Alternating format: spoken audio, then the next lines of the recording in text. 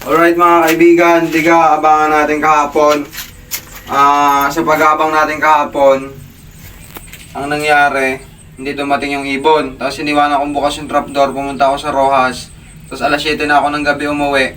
Tapos pag uwi ko, may pumasok sa loop natin. Tad-tad ng tatak. Ito yung sticker niya, Kubo Pro. Dito ako nag-video gawa ng maraming tumutugtog doon sa amin. Kubo Pro, ito yung ibon.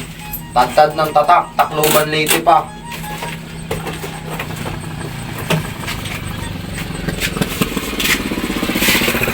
Ito oh, tatak oh.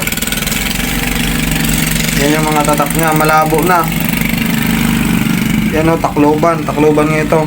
Yung Tacloban Leyte. Bulan Sorsogon siguro to. Malabo na itong dito sa kabila. Tapos dito ay ano ito? Hindi ko maintindihan eh. Tapos Bulan Sorsogon. Hindi ko na maintindihan yung ibang yung ibang tatak niya. Tapos ito ring niya, Kumring. CHN 0389034. 0389034 CHN. Sobrang payat na. Oh. Pero matakaw na rin siyang tumuka. Ito yung pinagkakaguluhan ng mga bata nung nakaraan. Doon sa amin, pinagkakaguluhan to ng mga bata. Parang ilang araw ng pinagkakaguluhan, tinatanong kong aking ibon. Sabi ko, kapag may alpas, huwag pakalman, baka mga wavy ko. Ayun, nakita ko na rin to, sabi puti doon yung singsing. Ayun pala, nakabalot yung sticker kaya naging puti.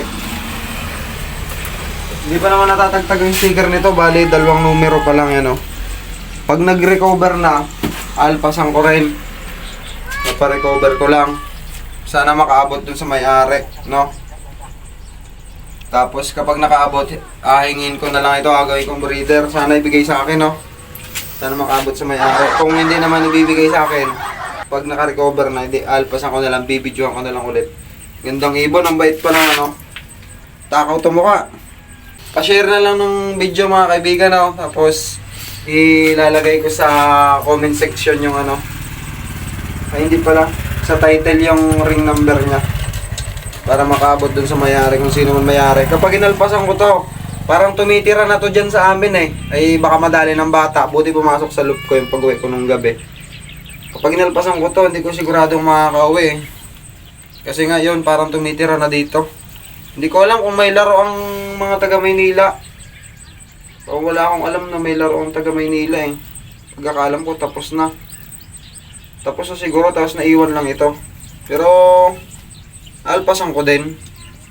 Pag nakaabot sa may-ari, edi kontakin na lang ako kung paano ko alpasan. Tapos, gusto ko makaabot talaga sa may-ari para hingin ko na rin. Hello. Yung mga dito, yun ang mga may-ari ng talagang tunay na may-ari ng Mindoro, mga katutubo. Ayan o. Sana boy, ibigay ka sa akin ng may-ari pag nakontak tayo Nakatakot kang alpasan, baka madali ka ng mga bata dito eh. Payat pa. Nabubulo naman ako. Papakainin ko to ng iba't ibang uri ng kapangyarihan. Hindi dumulo yung mga wavy ko. Ito dumulo, may finisher na tayong Tacloban Leyte